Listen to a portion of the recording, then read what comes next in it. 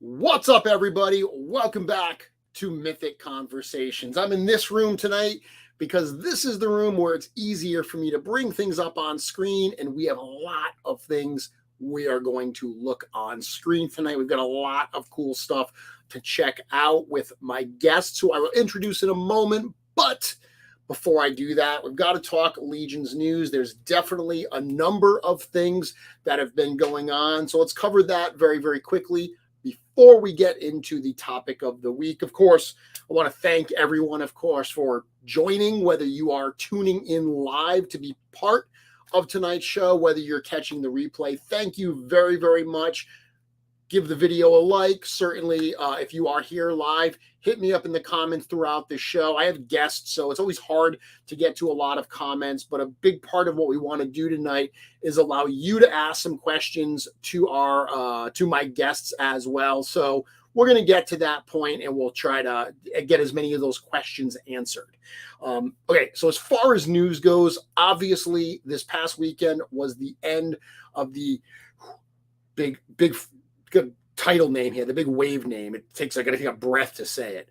Cosmic Legion's Ox Crew Book 1 Thraxon. So that ended this Sunday. Thank you so much to everyone out there that supported that wave. That's the wave that we kicked off at PowerCon a few months ago. It's the fourth of the Cosmic Legion's waves and the next big expansion. So thank you all very much. If you missed out on that wave, if you weren't able to get that pre-order in, it is now available from all of the approved retailers. So whomever your favorite retailer is, whether you get it from them, whether you get a little bit of both. I know a lot of fans do that. They buy like an all-in from Four Horsemen and they get some extras from retailers. Whatever works for you, as long as you're getting the toys in hand, that is what we are excited for. So that is available from all of those retailers now.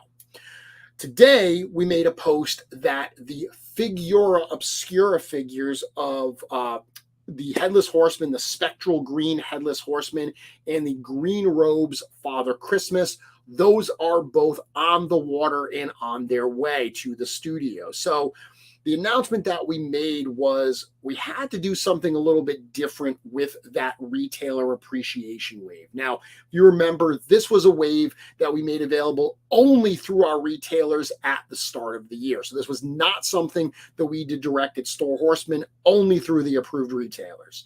It was the two Figura Obscura figures, the retailer versions, and it was two Mythic figures, Blue Hagnon and Lee J of the Elite Elven Guard.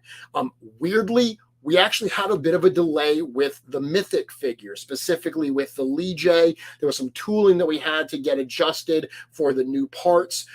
We didn't want that to hold up the Figuras, which are, definitely holiday-esque focused. So those are on the way now to us so we can get them out to the retailer. So very, very good news. Will Headless Horseman hit for Halloween? I would love that. It remains to be seen. Certainly, they'll be in well before the Christmas season.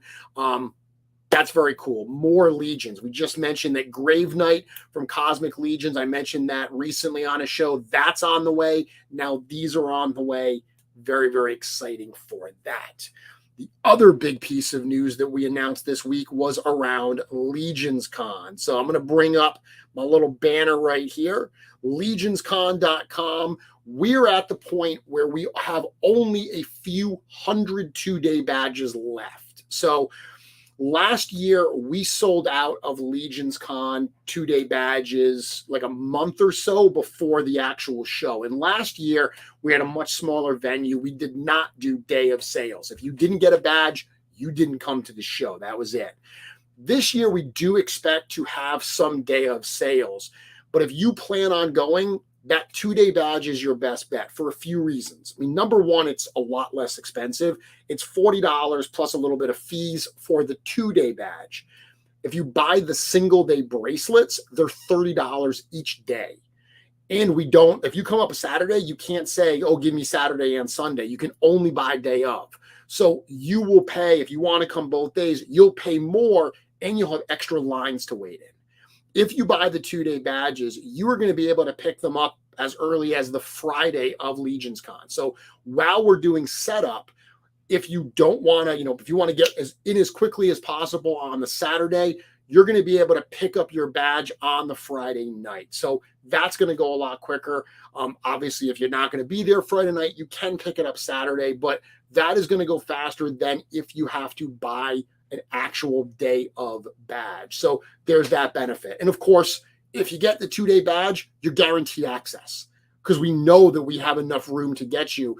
If you come, in the afternoon thinking you're going to walk in, we may be sold out for the day. So if you don't want to risk it, go to legionscon.com, get that 2-day badge so we can see you at LegionsCon. On that note, my guests tonight are actually going to be at LegionsCon. They are kind of part of the Four Horsemen extended family, I guess you would say, because they have a very cool project out right now that was actually worked on by Four Horsemen Studios. We're going to talk all about all of this. I want to bring in the team from the new MetaTravelers Legendari Kickstarter. This is Marco and Jerry. Hey, everybody. Guys, thank you so much for joining me this evening. I'm just going to go really quick and look in the chat here. Some people referring to the little Easter egg that's behind me. I don't know what you're talking about. That's just Godzilla hanging out. That's my Shogun Warriors Godzilla just on the floor there. He may be holding a little something from Legions Con, but we'll see.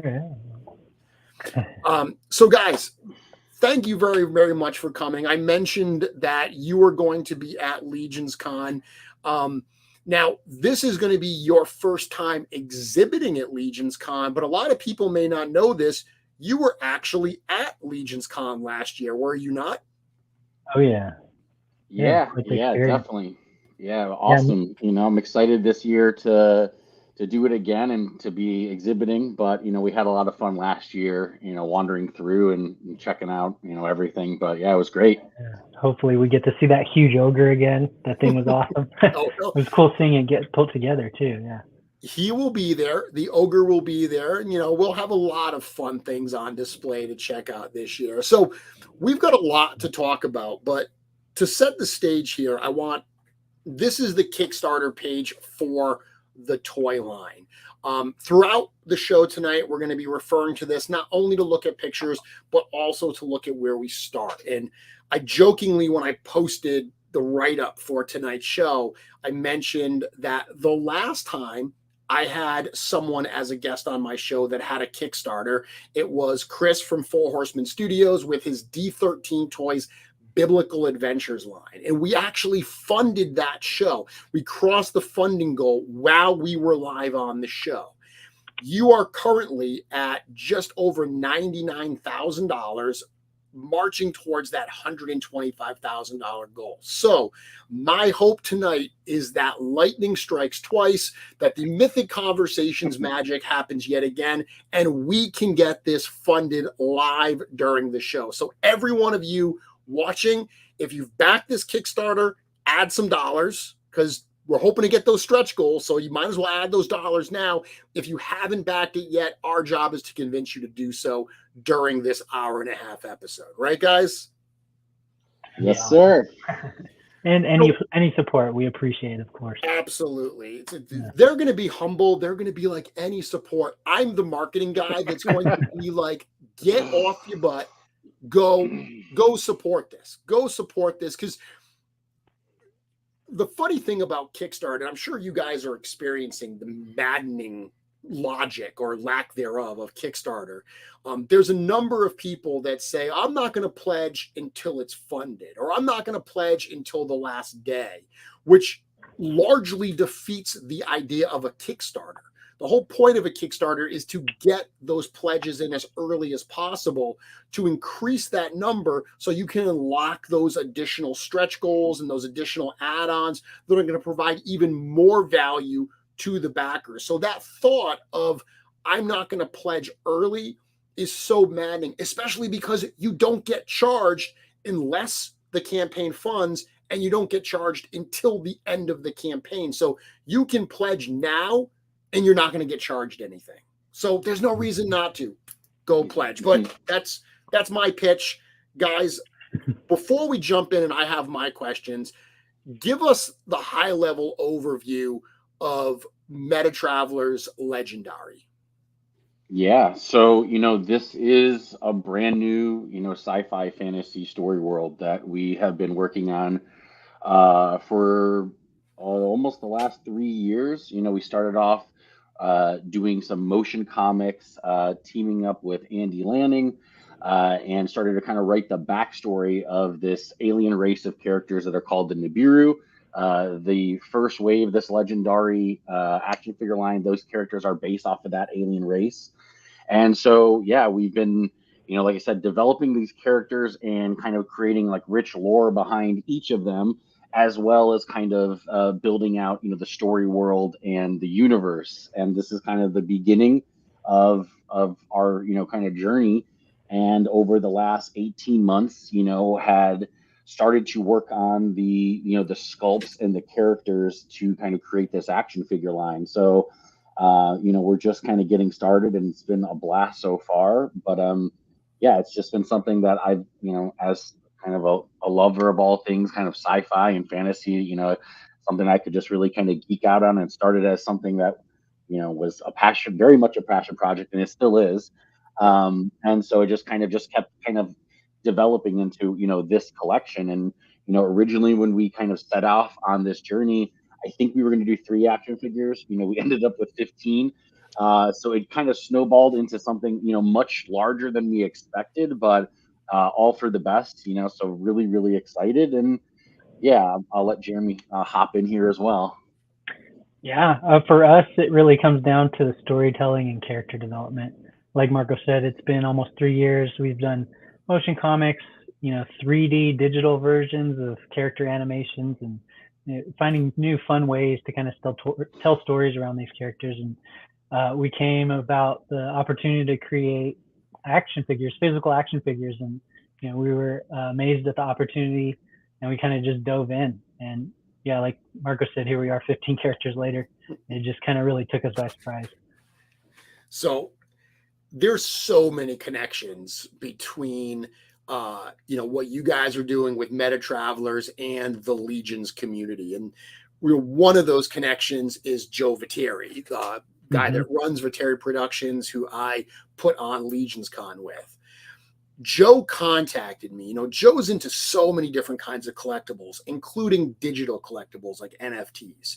He contacted me, last year, and we joke around because he'll contact me about NFTs, and I'll just be like, dude, stop talking. I don't care. I don't do that. I want nothing.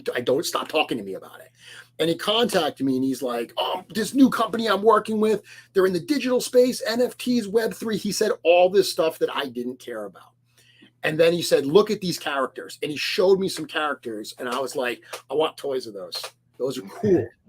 And immediately, as soon as I saw the characters, I wanted them in the physical space. And of course, that's what he was talking about. He was like, I'm talking to them already. They have these ambitions. They started with this rich universe and everything in the digital space, beyond NFTs. You mentioned motion comics and so forth.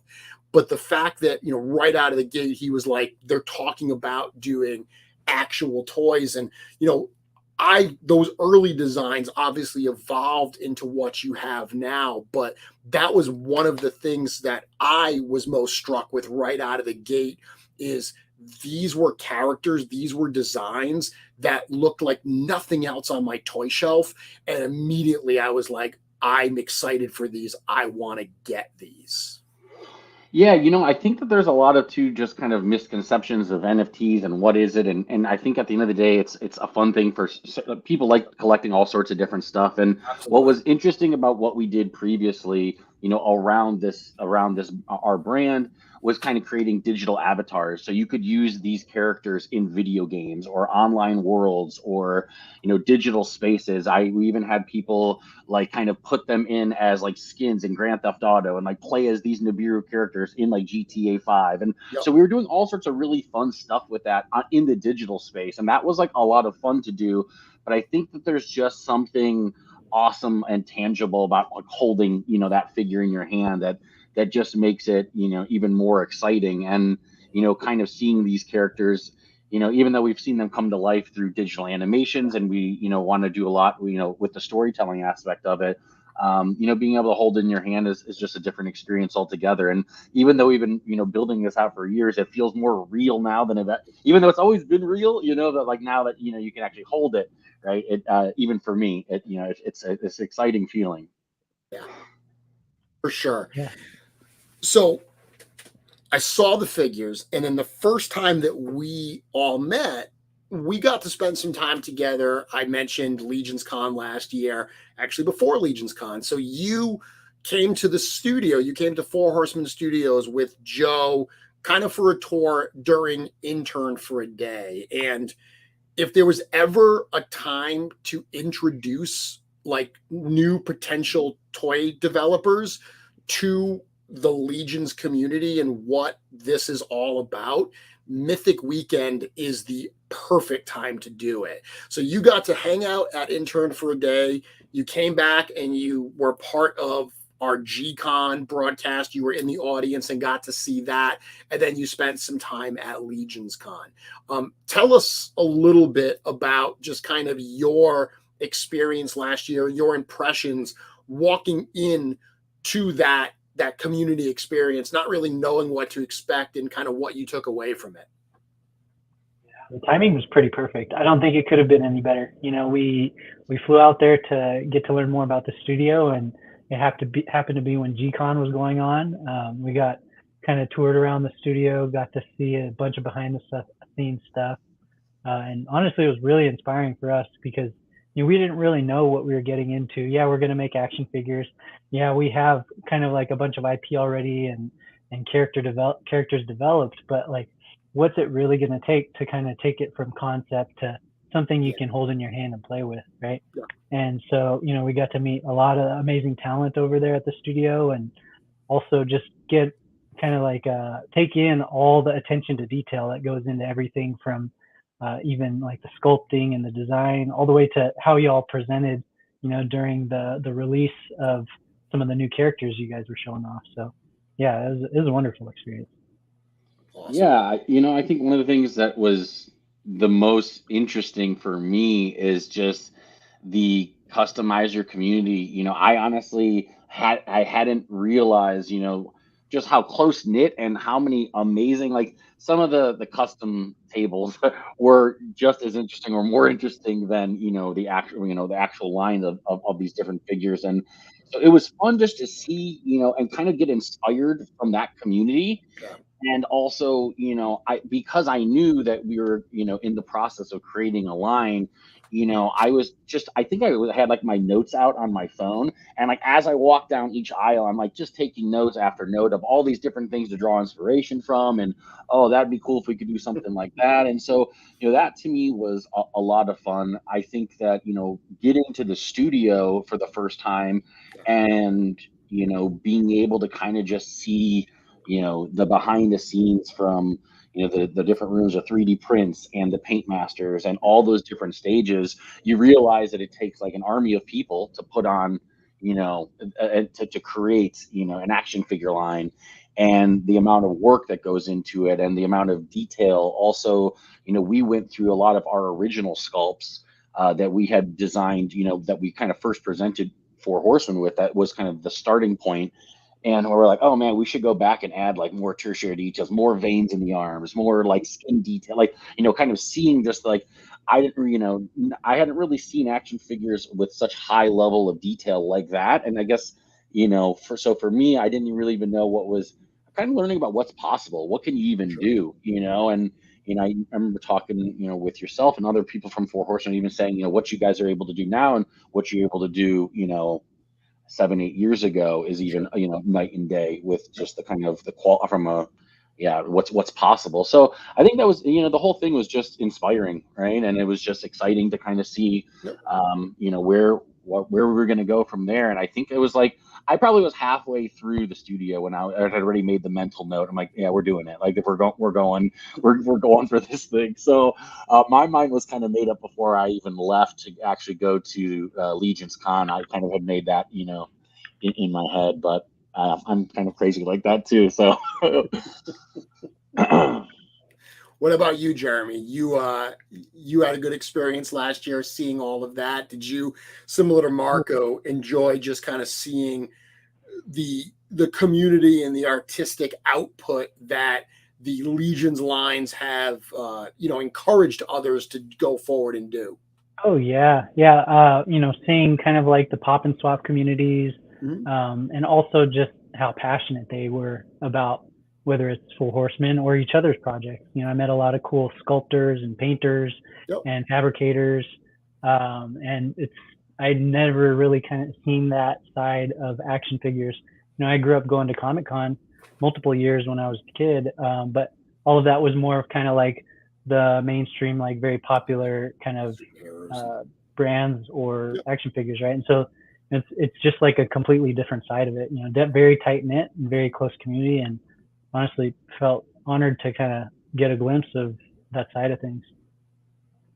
That's awesome. I'm going to have the campaign on my phone as well, so I can follow it there. So I'm not constantly scrolling back up to see where we are. I did put the actual link for the Kickstarter on the screen. So whether you are watching this live and want to go pledge now or up your pledge to help us get over that hump, or whether you're watching the replay and you're like, oh goodness, I got to go do that, you've got the link right there. Of course, if you go to Kickstarter and just look up MetaTravelers, you'll be able to get it as well. So you came to Mythic Weekend last year. You became convinced you wanted to do this. And then you actually decided to, keep it in-house and work with Four Horsemen Studios. I know you've mentioned that a lot of the story and everything, you've partnered with some of the creators behind Guardians of the Galaxy. So you already had some heavyweights there that were assisting on that end. You worked with Four Horsemen Studios, which I may be biased, I'm willing to admit that, but is the best toy company in the world. You picked us to work with. So and now that side of Four Horsemen Studios, that's actually a side that I don't talk about very much because I'm very much involved with everything in the Legion's line. But Four Horsemen Studios started as a design studio. We started by doing work for other companies, and we still do some of that work today. So you got to work with CB, you got to work with George, I'm sure, on that side of actually developing these. You've said a number of times that these were engineered by Four Horsemen Studios. Talk a little bit to the audience about kind of what that means and what role Four Horsemen played in the development of this toy line. Yeah, so like you said, we've been working very closely with CB, helping kind of guide us through the process. We are character designers, but action figure designing is obviously it was very new to us, and so having guidance of professionals, someone who has been in this industry for so long, like it's made obviously our job much easier as far as that part's concerned. But it's also been a lot of fun. We have said engineered, but many of these were designed and sculpted with Four Horsemen Studios as well. Like I said, when we first presented the figures to Four Horsemen Studios that we were looking to do, we had only had 3 initial concepts. So the next 12, although we had ideas for how we wanted to, there was a iterative process that went back and forth between our team and CB, where we'd go through rounds of conceptual images, of and some of these characters too, I had an idea, and I'll be honest, it was a very crude Photoshop of, hey, I want this, and and then all of a sudden CB was like, okay, let's do the first round of concepts, and we're kind of going back and forth and changing things, and then after maybe 3-4 rounds of concepting, then we would run into the actual colorways, and maybe we see each character 5 different ways through color schemes, and then finally getting into sculpting, designing, way before we're getting into prints and prototypes. So the process is it's actually quite long, and each character, there's so much that you have to kind of think about, especially because one of the things that was really important to us from the beginning was this like idea of interchangeable parts and swappability. Mm-hmm. And so every time you design something, like when you get to the next figure, you're thinking like, how is that going to work? And I think actually it was even you who told me, listen, however you think people are going to customize these, you're wrong. They're going to be doing something completely different. So like, give them tools to customize, but they're going to be doing all sorts of other things. But it ended up being where, you get to a character, maybe 3-4 characters down, and say like, wow, that'd be awesome if it worked with, the chest piece or the arm guard from that character. So now you're going back and making adjustments, so like everything can work as well as you can, to kind of make them as compatible with each other as possible. But I mean, overall, like I said, I mean, the fact that Four Horsemen is, kind of kings at doing this. They've been doing interchangeable accessories and parts. Mm-hmm. That's to me why I felt like this was like a perfect fit right from the get-go, as far as like working with a team that not only knows what we want to do, but they've been doing it right in their own lines. And so that to me was, we knew that we were kind of like in good hands, as far as there was tons of things where, CB would say like, hey, that looks great, but if you want to have it work, then you probably want to adjust this or do. And I'm like, okay, he's thinking 5 steps ahead of me, and I'd probably have to come back later on and ask him that same thing, but he's helping guide the process. So it's been overall awesome, to kind of co-create this with them, and obviously they've been able to kind of take our vision and just go wild with it and make it and improve upon even our designs. And so even the figures that we had sculpted, like the character that is on the screen now, they're like, if you look, if that image on the chest plate, right, there's all this additional kind of design and detail mm-hmm. and patterns. Those were all those extra pieces that Four Horsemen said like, hey, we can make this even more intricate, and we can, and so there isn't a single figure in this collection that they haven't put their hands on in some type of fashion for either the sculpting and design, and then the engineering across the entire collection. They have been doing. So they're very much you'll see kind of probably made things that are familiar to collectors. Mm-hmm. Yeah, and this is Voidwalker, correct? Correct. Yeah.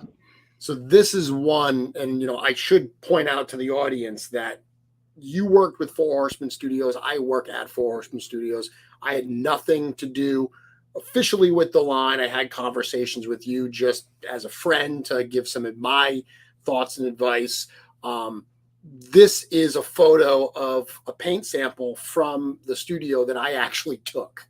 I gave this photo to you recently, and I took it when I was there, not for any professional reason, just because I thought it was cool, and I wanted to be able to look on it on my phone.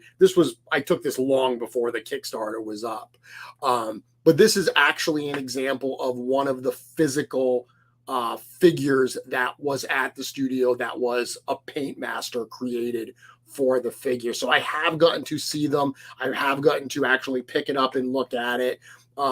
And it should be known that the reason you are on the show tonight is not because you worked with Four Horsemen Studios. It's not because, this is part of my job.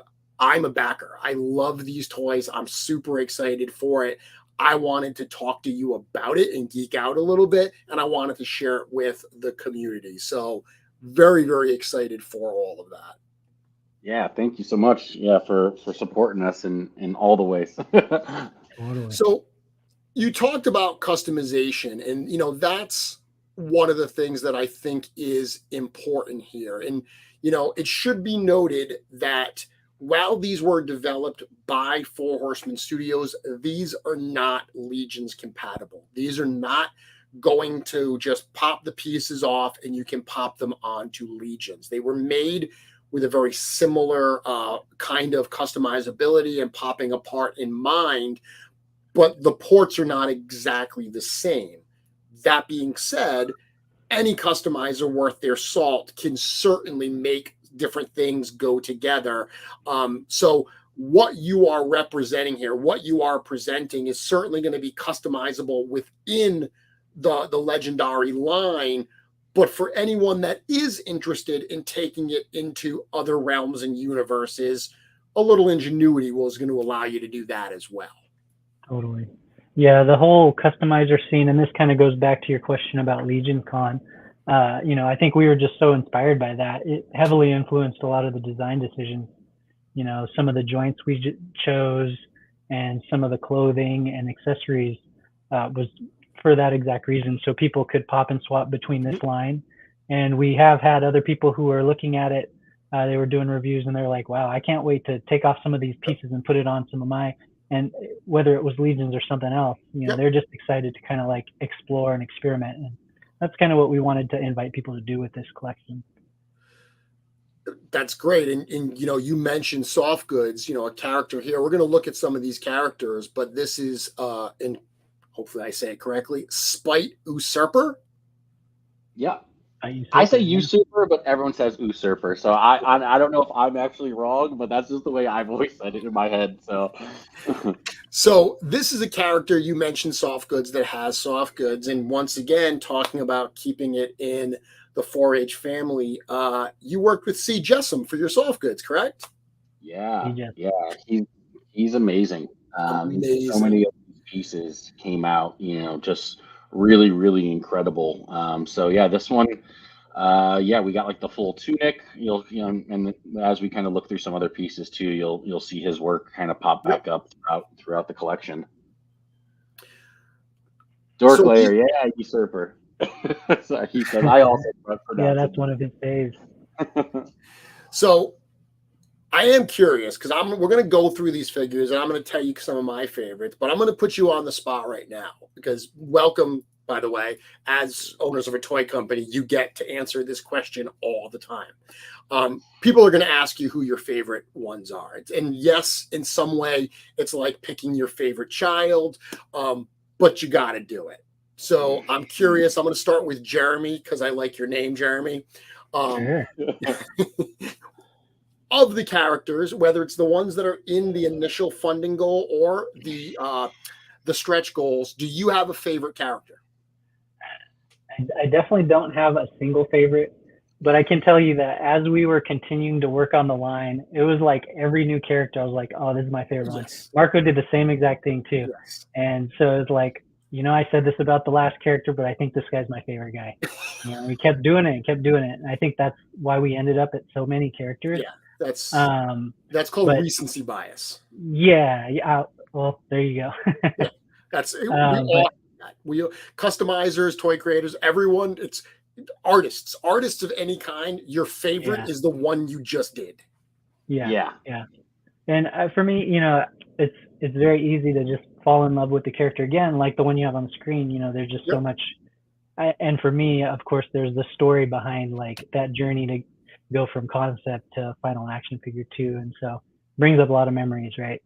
That's definitely a tough question. I don't know if I have a better answer than that. Okay, so this is Meld Master, and this is, the first one that's presented in the Kickstarter. It's got, obviously that very icy type elemental look. You've got some transparency in this actual figure. I love the fact that it's got some of these accessories here that look like he's kind of a bit of an explorer. The goggles come off. You've got the backpack there, lots of different hands. So he's definitely not a bad one to say is one of your favorites. He's certainly one of mine. Not my favorite, but one of them. I like him a lot. Marco, I'm looking at you to give me a more definitive answer than your partner here. He was a little wishy-washy, so I'm looking for you to bring it home and give me an actual character that's your favorite. Okay. Number 1, Voidwalker. Number 2, Pale King. Number 3, Eternal Guard.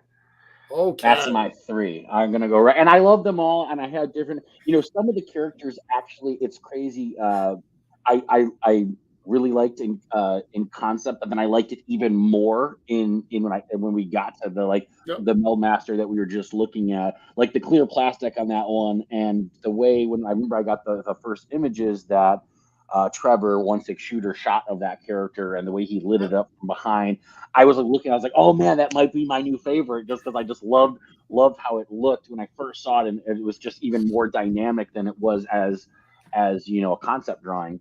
But the Voidwalker is so that mask and that look for this character was something that we were working on like 3 years ago. Like 3 years ago, the idea. So the Nibiru have like a very specific exoskeleton kind of on their chin. They have specific chin horns and around their eyes that is very specific to this species. And I really wanted to do something really cool with this skull mask. And this was something that I remember pulling up, obviously, you can see there's inspiration pulled from a lot of different places. I know a lot of people first when they see it, they're like, oh, that's like a Skeletor style, like but I really love this one. And then also the idea of this character, to me, it's like a mysterious character who is kind of like a stealthy assassin.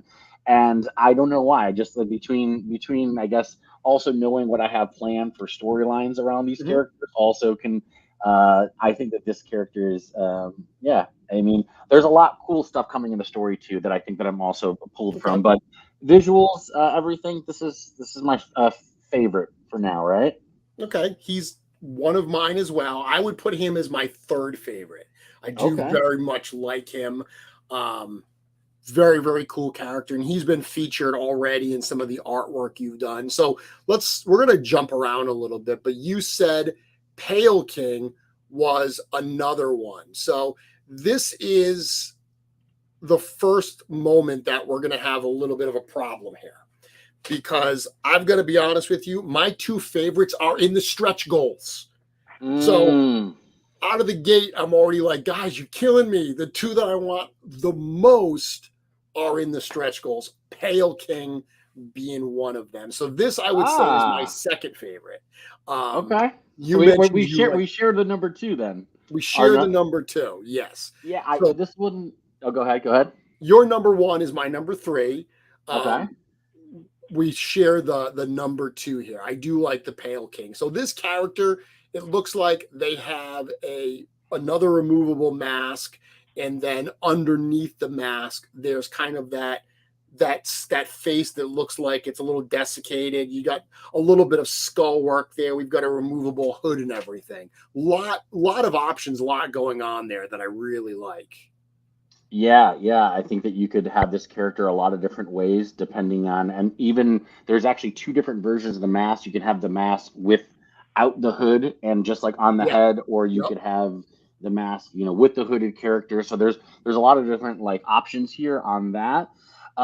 This was one that was okay. Where we landed, I can't take all this credit because Four Horsemen came through with a lot of really, really awesome suggestions on the colorways and on different parts of the sculpt. But I had this idea for this character that I photoshopped all these different pieces and parts of things that I really liked, that I was like, hey, I wanted something like this. And then we went back and forth.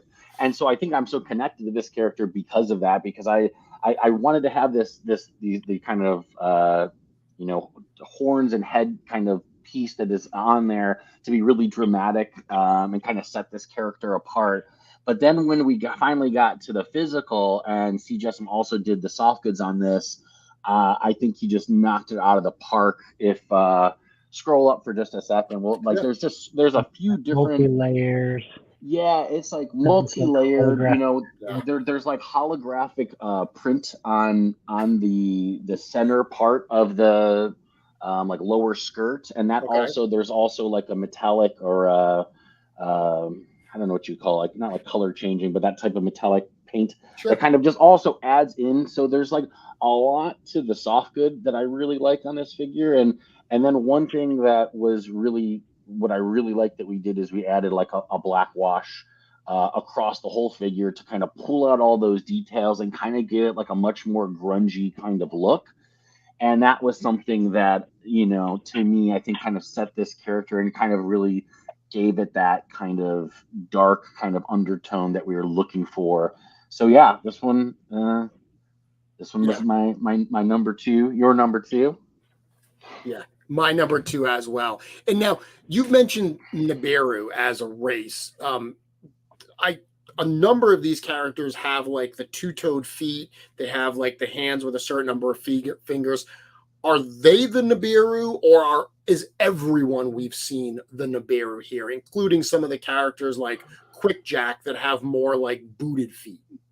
Yeah, so they all fall under this same race, of characters, and some of them, you'll see kind of the exposed foot like that. Other than if they're kind of with boots or gloves or other things, you might not necessarily see the same exact thing. But we wanted to.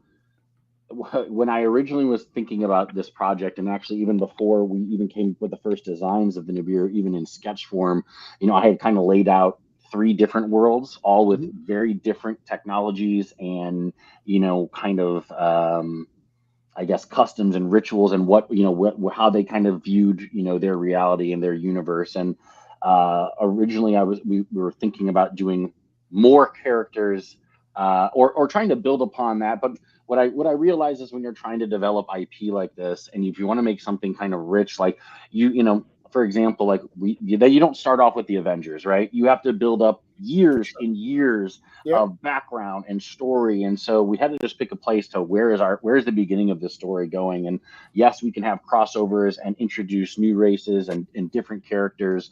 But for, this collection and where we started with, with the Nibiru, but they're, again, just kind of the beginning of a much larger story world. So all characters in this line are like the Nibiru race.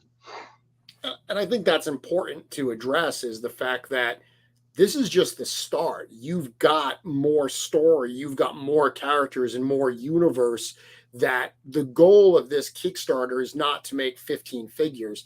The goal of this Kickstarter is to make the first 15 figures, correct? Yeah. I mean, it's essentially the seed of more universes, right? The Nibiru are obviously interdimensional travelers as well. And so that allows us to introduce new characters from many different planets, many different worlds, different laws of physics or ways that they kind of communicate, etc. So yeah, we have lots kind of waiting to be brought to life. Very cool. So we've got a couple comments here of people asking or saying that they can't wait to see Obsidious. Did I say that correctly? You did. Okay. See, I'm used to big crazy toy figure names, because usually I'm the one that helps create them. So I'm good at this. We're going to go look at the shadow for Obsidious in a minute. But first, I'm going to tell you who my favorite of the characters is. And it's a design that it just struck me the minute I saw it. And I did see all these before the Kickstarter goes live, but I didn't know which ones were going to be stretch goals and which ones were going to be initial pledge. So I didn't know this character was going to be a stretch goal, much less a third stretch goal, guys. Come on. Third. Oh, I love this character the way it looks, but I also have a lot of customizing ideas for this character, and it's Arcturus.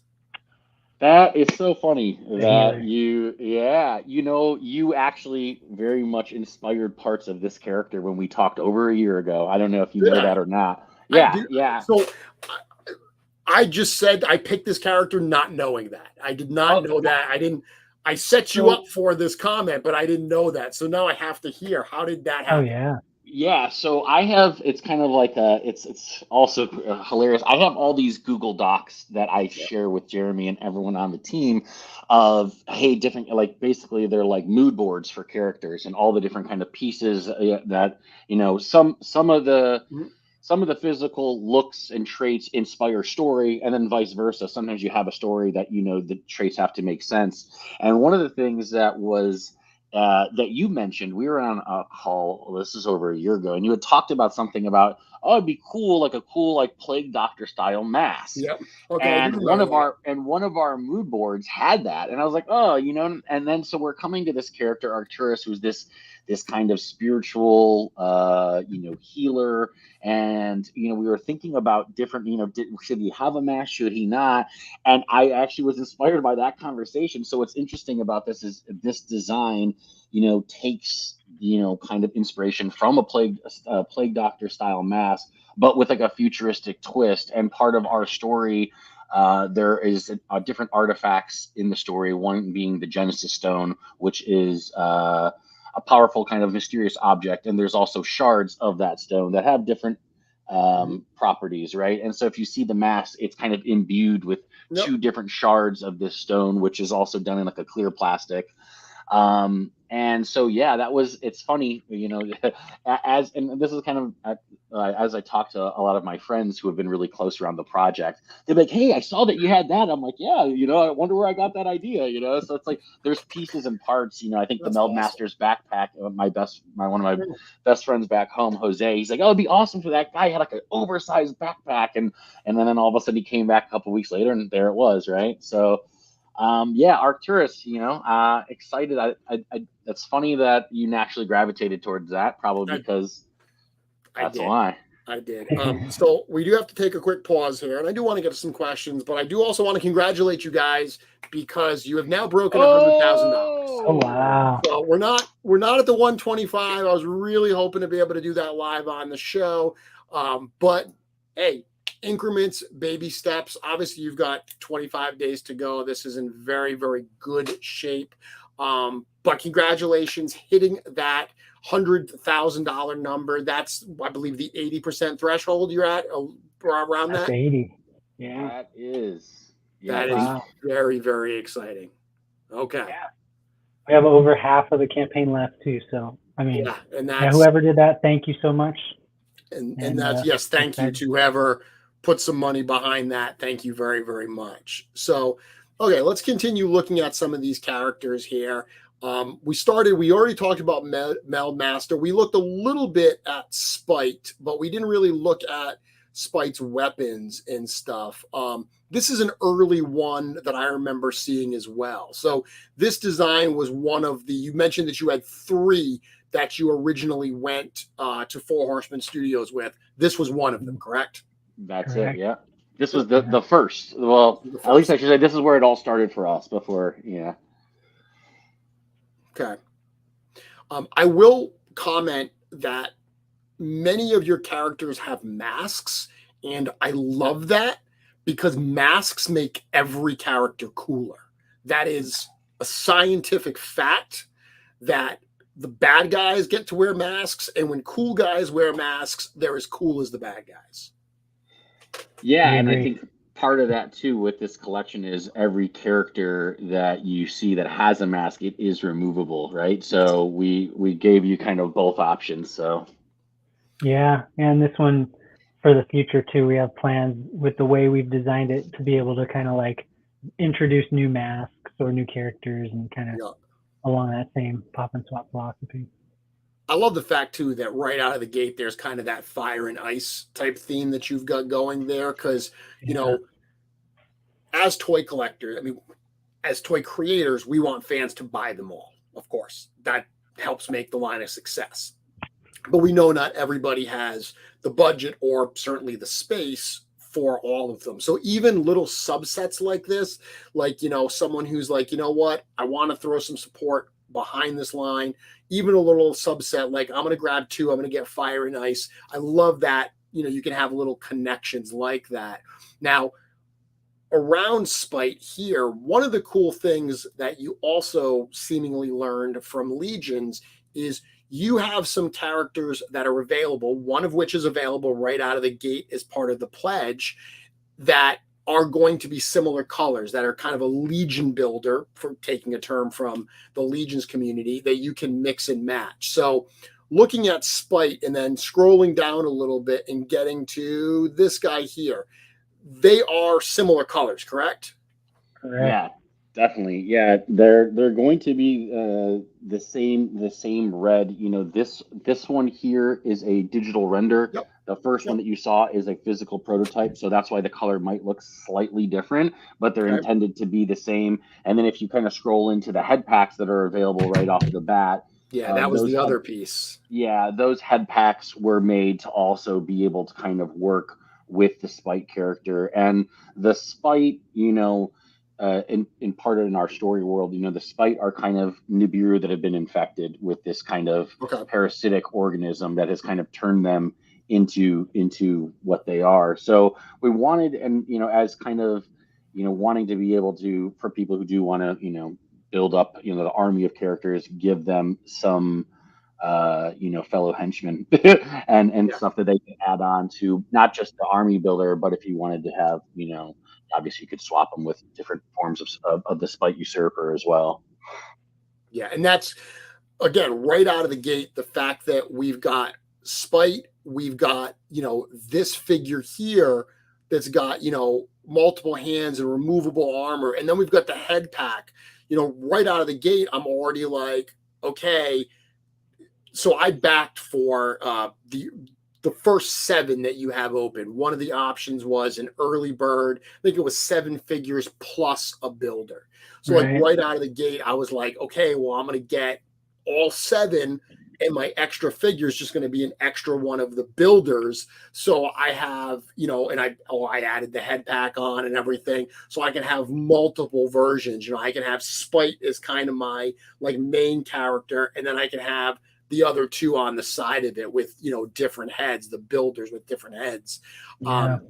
I'm not embarrassed to say that when I first came on here, when I first, the first night I backed it and I said, okay, what am I going to back? Let me look at this. Which ones do I really want? And I started going through the first 7 and forgetting about the stretch goals that I really, really want. Even in those first 7, there was something about each of them that appealed to me, either as is or even just saying like, oh, but if I pull that head off and put this head on from another figure, I got excited for. And before I knew it, it was very clear that I had to go all in and back this entire campaign. That's great. Yeah, we spent a ton of time on revisions and writing story and doing different lineups and comparing characters, swapping heads, swapping arms, swapping bodies, all of that stuff. And then also thinking, okay, well, if we have a similar body type on this guy and this guy, are they going to be different enough? Or are they going to be too different that it doesn't make sense in the whole collection, right? Should we introduce a new head or new paint? All these different kind of things that we're learning as we're kind of getting used to the action figure. And I think you told us this too on our conversation last year. You guys are thinking like character designers, but you got to think like action figure designers, right? And that was kind of a turning point with our approach to this whole process. You guys are making me sound really smart. So thank you very much. Because you keep saying like, you told us this and so thank you. You're making me sound like I have a lot of wisdom. I appreciate that. And the fact that seemingly the healer wise guy is one that I helped inspire, I'm going to say that that's my little guy in your universe. That is your guy. That makes me happy. But this guy is the gatekeeper. Now, this is a Kickstarter exclusive. So beyond Kickstarter, this line's going to have a life. You've already gotten some interest from some retailers outside of the Kickstarter. Nothing's locked in with that yet. So the focus right now is on getting this funded, because if it doesn't get funded, the retailer stuff doesn't really matter.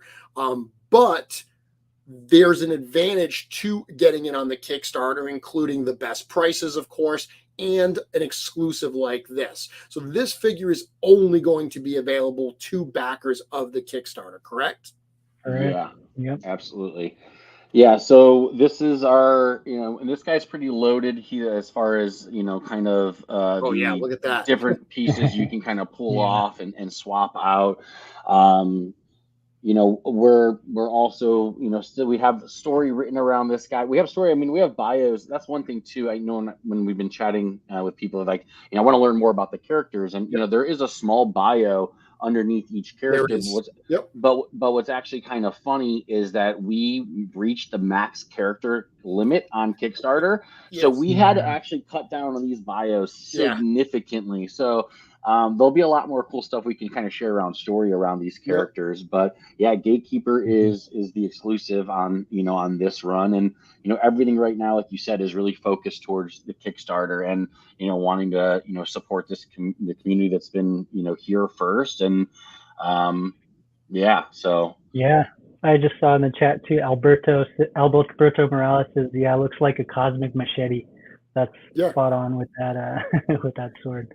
Yeah, and I mean, absolutely, the weapons will certainly work with your Cosmic Legions. I did see a comment earlier that I wanted to just ask. Someone did ask, and I don't know where it was, but someone asked that if this does fund and it expands and all that, not if, when it funds and it expands, do you have ideas for like different kinds of characters, like female characters, larger characters? Are you hoping to get different kinds of characters, different profiles and silhouettes of characters available as well? Yes to all things. We already have. So there might actually be characters and models already designed, but eventually you get to a point where you can only do so much in this initial line. Yep.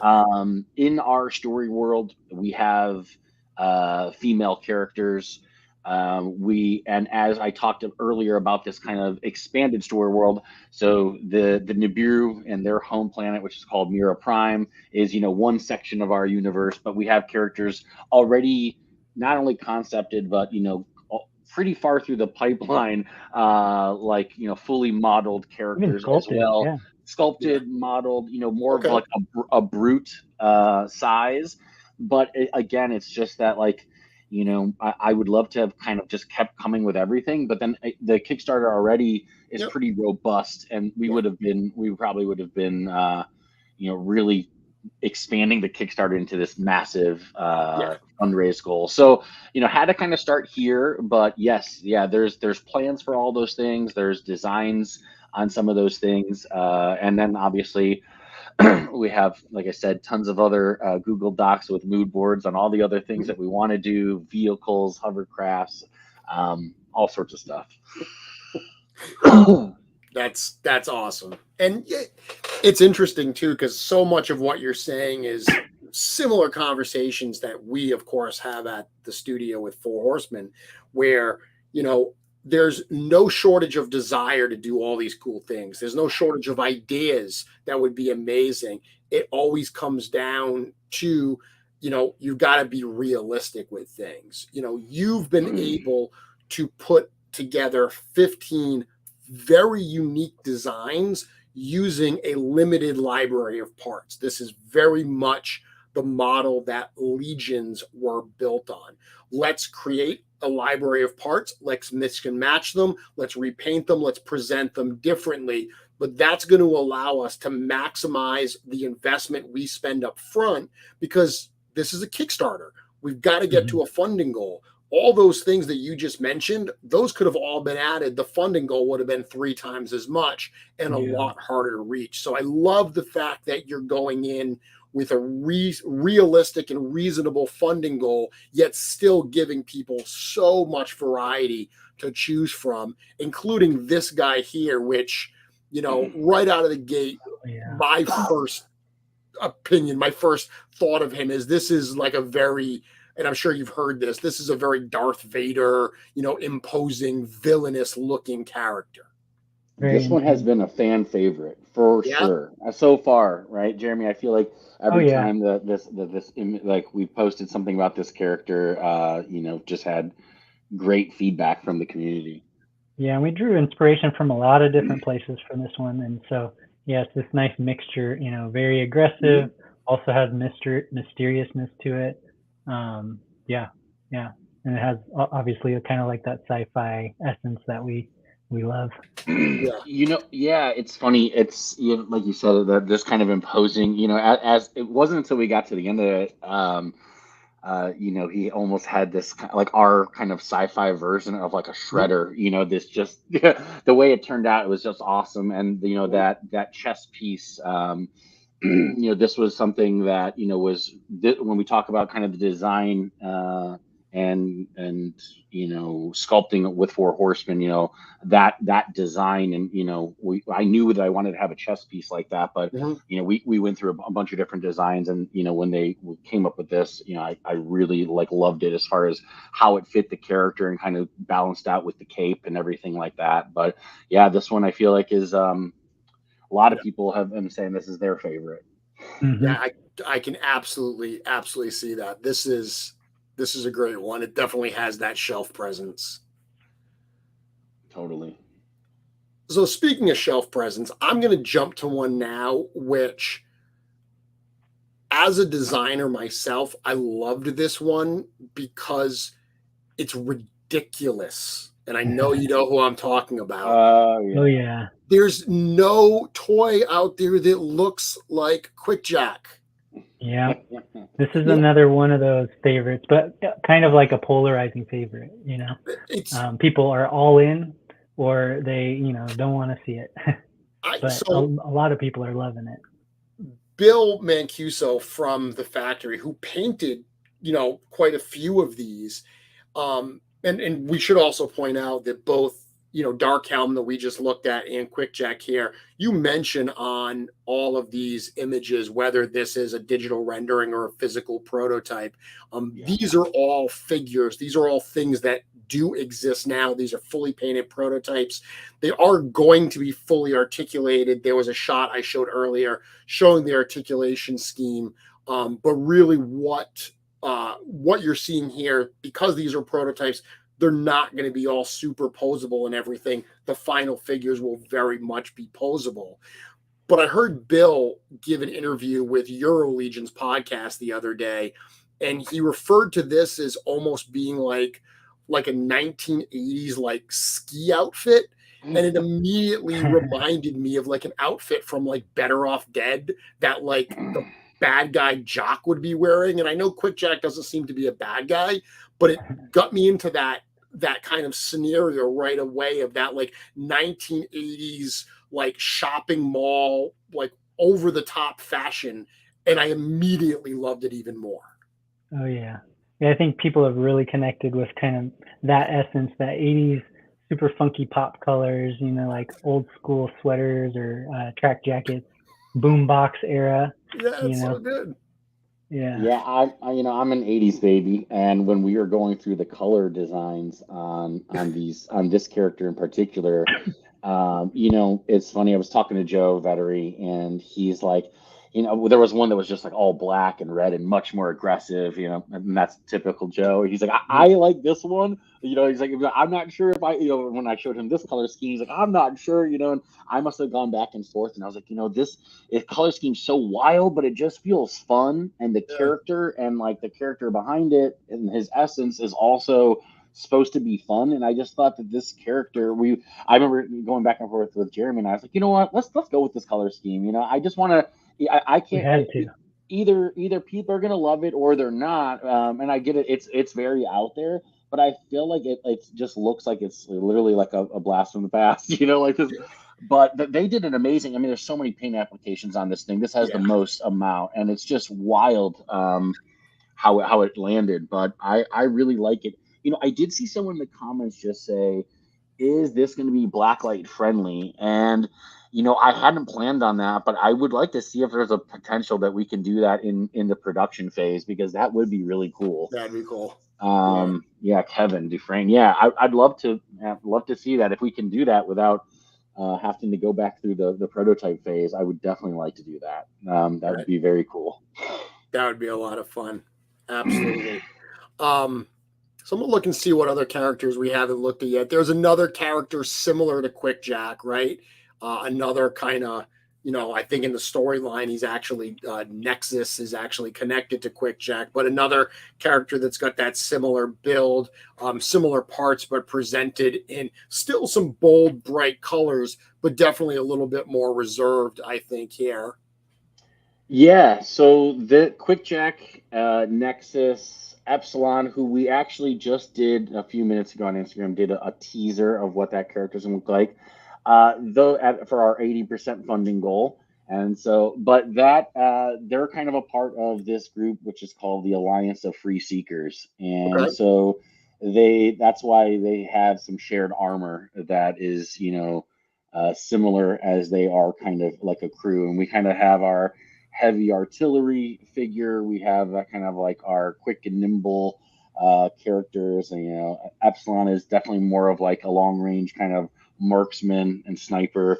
So yeah. So yep, there it Oh, is. there it is. So yeah, that is our first preview teaser of what Epsilon's going to look like, and that's also, again, kind of part of the same crew of characters in the story world. So look at how cool that is. Yeah. And you got to hear it with sound. So if you do go on the Instagram, make sure to play it with sound, because it has all these cool little sound effects. Really brings it to life. Oh, that's neat. So this is one of the two hidden figures that are part of the, let's go back to this tab instead. So in the stretch goals, this is one of the third stretch goals. When you get down to the fourth stretch goals, this is the one you're talking about there. So that's the character that you just saw a teaser of there, Epsilon. And like, we knew we were going to be on this call with you, and then maybe we could, do a fun teaser. I don't know. It's like almost like we planned it. Well, then you've got Obsidious as well. So this is the character that people were saying earlier they're very excited to see. They said that it looks like it's going to be badass. So very, very cool. And then there's actually even a stretch goal beyond this, and this is the Eternal Guard. So this is one that I believe you, Marco, said is also one of your favorites. Correct me if I'm wrong. This was one of the original designs as well. Yeah. Yes to both of those. Yeah. This is, I love the way this, this character, the color scheme, having this kind of royal, this eternal kind of godly like character, the way they did the wingspan, and, you can't really tell on this image, but it also has like a slight curve to it. It doesn't necessarily wrap all the way around the figure, but it does have that kind of bend to it. But yeah, this guy's, the armor, everything. I mean, this part of the reason why, this is kind of on the deeper part of our stretch goal is every single one of those parts from, top to bottom is completely, new. It's not used anywhere else previously in the collection. So it's unlocking a whole new mold. And, I'm sure a lot of the, community knows about, kind of where how some of the other stuff has shared parts. This doesn't. This is all brand new. But I think there's just really intricate detail in the armor. We did a really nice kind of gold metallic paint on it with like the kind of cream colors, and the way it came together, I really love it. And then I think his armor, he's got like a giant shield and like a war hammer. The Warhammer, so the Warhammer is like the size of like fully loaded. This one not only has the wings, has the accessories, obviously the alternate hands. And there's another one that we spent just multiple revisions trying to dial in the colors. We have that kind of like ivory cream with charcoal accents to like really make it pop. And then I don't know how many golds we went through to kind of like land on this one, but we saw every gold that Four Horsemen had. More than George wanted us to see. Yeah, all the gold. We picked the perfect one. I see CJ actually just joined in. He says, "What's up, dudes? How's it going?" There he is. And CJ is going to be at Legions Con as well, so you'll get to actually see him in person and talk to him. That's one of the nice things too, is you've been to the studios we talked about, but most of the work you've done has been remote and everything. So being able to come in and see everybody, all this group, Trevor, who took all these wonderful photos, that's going to be a lot of fun as well. Definitely. Yeah. I'm very excited. I'm going to be in the New York area, stopping by, up to Four Horsemen Studios in the next few weeks. We're going to be over at New York City Comic Con this year. Then we're going to, right after that, the following month, be here for Legions Con. So I can go and bother everyone at the studio. But yeah, I'm looking forward to it. Awesome. That sounds great. So I'm going to look if there's any other characters I want to focus on here. But additionally, we've got about a half hour left. So if there are questions in the chat that people want to ask the creators here, go ahead and do so now. another one of the stretch goals here. So this is another builder called Prime, similar to the red one that we had, but this has got those nice blue colors. Already looked at Quick Jack. Another head pack here. So we looked at the red head pack, but this is another cool one. Are these going to be the same color as Meld Master? Yeah. So okay. these are going to be. We wanted these to be a glow in the dark pack, but the clear plastic is going to be the same as Meld Master. Nice. Nice, very cool. So what that means is I now need more Meld Master bodies so I can put these heads on. I really do like the head that comes with Spite originally. That kind of like dreadlock looking head is that's something that's really cool. And mask. Got a mask. Yeah. You have to then, right? I do. I know I'm beating that drum with the masks, but I am a simple man with simple likes. A couple weapons packs as well. So we mentioned that in addition to being able to use some of these weapons with your other figures, legions or otherwise, that's an advantage. So if you want to get some weapons packs, if you want to outfit some of your other characters, you've got 2 different sets that you can do that with as well that are $15 add-ons. So for those who may not be aware, you can't just pledge for these. You've got to pledge for something else. And then as you get through your pledge, you can add bonus support. You can add some of these on in order to, get those things. The way that Kickstarters work, guys, of course, once this is done, everyone will get surveys so they can basically spend whatever their pledge is. And while they can add more in that phase, again, the whole goal is to get this thing funded. So putting that money in or putting those pledges in up front, you won't be charged until the campaign ends October 15th. But putting those in now is really what's going to help this campaign the most. Yeah, definitely. So this is one we haven't looked at yet. Siberius Kane. Yep. This guy, right out of the gate, before I even read his bio or anything, this guy had a very official type presence. I felt it felt very much like a police, like authority type character. It's funny too. I'm sure this. Being on hearing some of the back end stuff, and when this guy's name, I didn't have a name for him for quite a bit. I kind of had an idea of what what we wanted this character to look like, and the helmet was, we went back and forth, kind of really trying to design a really, really cool, helmet for this character. But it almost at one point had this kind of like, I kept calling it Cyberwolf. I don't know why. I was like, oh, he's like a Cyberwolf character. He isn't necessarily, like in like a, what'd you say, like authoritative role, but he's a good character with an interesting kind of past. It's kind of, he has this, I don't want to say alter ego, but he's kind of become what he is at this point. But I mean, one of the great things too, and we see this with Legions, is we have a story in both Mythic and Cosmic, but the great thing about these is people can have their own headcanon. Someone can use these characters in whatever way makes them happiest, whether they're totally following your story, loosely following your story, or making up their own. It's all very enjoyable. Great question here. Will there be more weapons packs revealed when more figures are unlocked? I need extra copy of the 4th unlocks gun. So that's Epsilon, I believe, that you just showed. We actually, it's something that's been discussed, as we get closer to those things, maybe more will be announced, but it is funny that someone said that specifically, because it's something that crossed my mind. I thought that gun had a lot of potential, a lot of different paint schemes, and it was actually kind of tricky to figure out what we wanted. I also saw someone, I don't know if the comment was up for a bit, they were asking about the boxing. We're still designing the box. We're looking to have a window box. There was someone talking about having, for inbox collectors.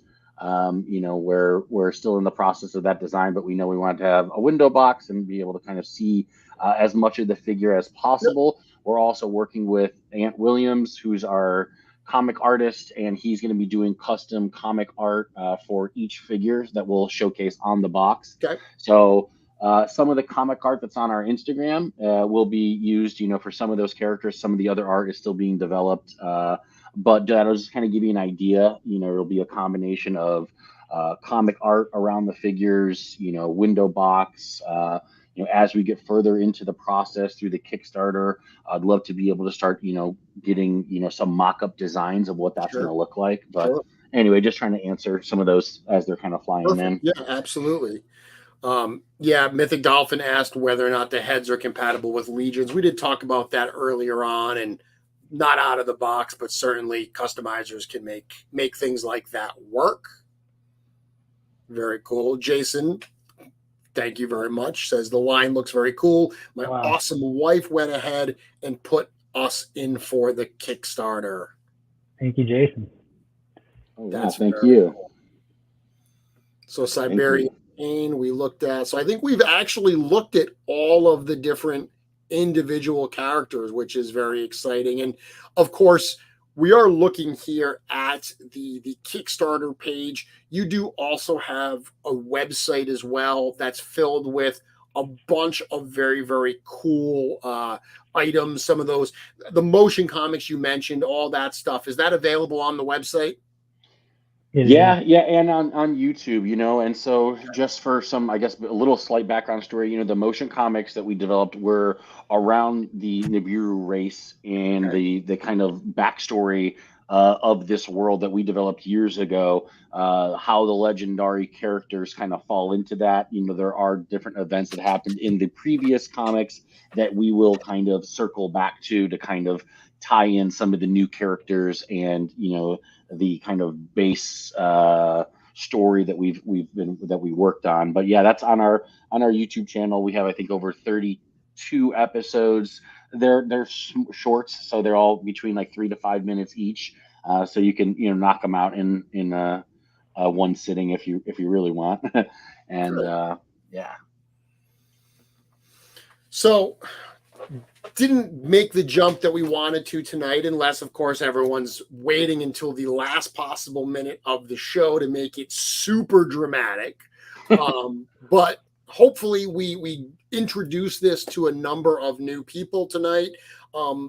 Whether you're watching live or, like I said, catching the replay, you definitely want to check this out. I've left the Kickstarter link on the page, the entire video essentially. Guys, in the last 15 minutes we have, and we'll keep monitoring for questions if there's any we can answer. Are there any other, things about the campaign, the toy line, the property, the community that you kind of wanted to address and talk about a bit? Jeremy, do you have anything you want to go for? Yeah, I mean, first off, thank you, everybody. Of course, Jeremy, for having us.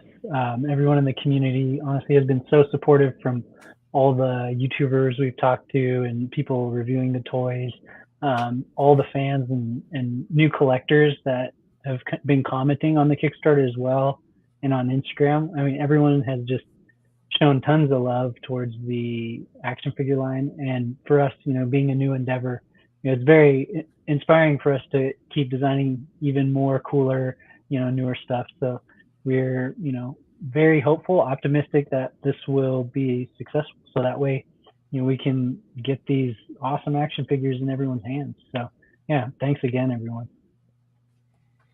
Yeah. Again, thank you, Jeremy, for having us. Thank you to everyone to this point who's backed this project. I mean, like I said at the beginning, this is a passion project and a dream of mine to be doing this. So I'm having so much fun, creating it, and for the people who are enjoying it right now and going to enjoy it when we get it into your hands. I'm just very grateful, and I'm excited. There's still a lot that I want to do around storytelling and really developing the IP around these characters. And this is conversations I've had with Andy about how we can really as we can be able to introduce more story and kind of create more of a connection around the figures and the characters. It's something that I really want to do, and I'm just excited for everything that kind of comes after this, because it's just it took a long time just to get to this point. Sure.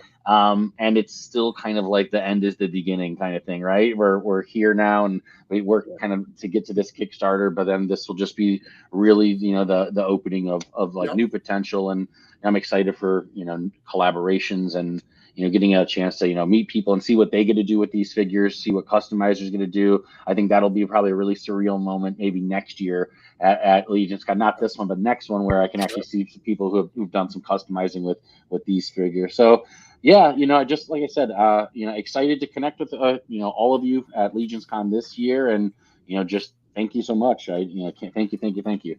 So I do have a couple questions here, but to clarify, so you will be at Legion's Con, obviously nothing for sale because Kickstarter is still going on now, but you will have prototypes that people will be able to see in person. Is that expectations? Yeah, expectations are to have prototypes, so we can, have people see the physicals. We'll have even more prototypes done by then than we do now, because we actually have prototypes that are being created as we speak. Okay. So we should have even a larger kind of display of figures. And the Kickstarter will be done by the time Legion's Con happens. So we'll be able to show the figures. Maybe we'll be doing pre-orders, but the Kickstarter is going to be the best pricing. So like, as far as that's considered, when it comes to pricing and shipping, anyone who's backing this project through the Kickstarter are going to be the first people to receive figures. But I'd love to be able to chat with you guys there. And that was actually one of the questions. Someone said, do you have a guesstimate at what base pricing is going to look like going forward after the Kickstarter? So cheapest option, the best way to get them is during the campaign. Do you even have a rough guess that you're able to share of what the pricing will look like post-campaign? How much will it go up? Yeah, so, this, things potentially could subject to change, but what we're looking at right now for the line would be $49.99. The Kickstarter is $39. There are a few figures that might retail slightly more premium, that maybe $55, and that's just because they might have, Obsidious, for example, lots of intricate soft goods. The Eternal Guard has, the extra, wingspan. So just a lot more pieces and parts and multiple accessories and things like that. But for the majority of the line, I'd say probably 13 out of the, or I should say 12 out of the 14 pieces, considering one is a Kickstarter exclusive, those are going to be at $49.99. So, significant savings on the Kickstarter for sure. Yeah, for sure. Yeah, that's why you want it. We kind of baked in a lot of savings in the tiers too. So if you look, some of them get to the point where, you get 8+ figures, but you're actually getting even more than that in kind of like what you're saving. So, yeah. Oh yeah, there's still some early bird options left. When you start stacking these up and you start getting those multiple, where you're getting 7-8 figures at a time, the price per figure actually does come down. So even beyond just the base price savings in the Kickstarter, there's some advantages to stacking things and getting some of those higher level rewards. Totally. Sorry, I was laughing because I was looking at John Frazier, and he just said, "I'm here for it. Build that universe." So that made me laugh. So Slap Happy asked, when coming up with story, did you find creativity from a story-driven point, or did you focus on the cool toys? I mean, you've mentioned that a lot of this existed before the toys, so it sounds like you're building these characters, these physical collectibles are really being built off a world you've already created, correct? Yeah. So, there was a few that we had already had the characters that we wanted to bring. It was through the process that we started building these figures where some of the characters were now in, it's kind of like back and forth, right? Sometimes the story is inspiring you to create the character, and then sometimes we were creating these really cool characters that were like what's this guy's story? Where it kind of went back and forth, and depending on the character, some were more pre-planned, and we kind of like, hey, we know this is the look and what he's got to have and the items and accessories, and then other ones we got to the character and then we're like, let's think about these accessories, or and then create story around it. So a little bit of back and forth. Yeah, and working with Andy Lanning, for those who don't know, wrote Guardians of the Galaxy. His approach was to create kind of like a framework for us to work within, right? And so he helped us kind of like create the narrative around the whole overarching universe, kind of what are the laws that govern this universe, how do the characters interact, and so then that creates just this whole new playground, so we can easily kind of like drop in new characters or create new alliances, forge kind of like different nemesis and all that kind of stuff. Yeah. Very cool. Yeah, it's great to have that. I mean, they did that. This was before I was working with them. This is when I was just a fan. Kind of like an early Bible for, Mythic Legions that's kind of set the stage. And it's funny because we still go back and look at that Bible every now and again, just for kind of a grounding point to figure out where we started and what kind of the core building blocks of the story that we had were. So I love the fact that Andy started by giving you those rules to work within. Yeah, definitely. Awesome. Well, thank you both very much. Again, I'm looking forward to, not only this Kickstarter ending successfully, I'm very much looking forward to unlocking those stretch goals, because as we established, 2 of my favorite figures are in those stretch goals. So I'm very excited for that as well.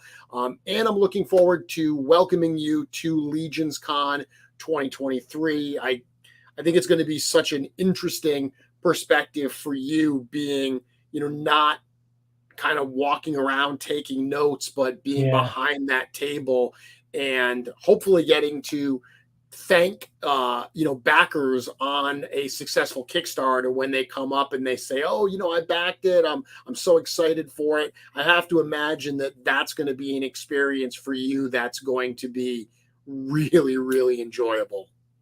Yeah, it's gonna be surreal. Yeah, totally. Yeah, I'm excited for it. I think it's going to be a lot of fun, and I'm sure I'll see some familiar faces that we hung out with in the lobby after and had some brews. So we'll be able to laugh and talk figures, and yeah, I'm definitely looking forward to it. Well, I don't know if you guys saw it too, but this year as well, there's actually an Irish pub in the hotel. Okay. Oh wow. Well, you know where to find me after the event. But what's cool is it's an Irish pub from Ireland. Like, it was actually in Dublin, and they were tearing down this pub. So they literally disassembled it and brought it over. So all the wood, the flooring, the bars, all the, fixtures and everything from this bar in Dublin were transported over to the US and somehow made their way into a hotel in Whippany, New Jersey. Like, I don't know how that happens, but I'm happy it did, because we get to enjoy that at Legions Con. Oh, pulled it out of my ass. Legions Con 2023. I was going to say, for all the backers, we're going to drink a Guinness together. So this might be a wild weekend. Well, Cookie in the warehouse, in the studio, he's never had a Guinness. So I told him that I'm going to buy him his first Guinness ever at Legions Con, and we're all going to sing happy birthday to him. I will buy him the second.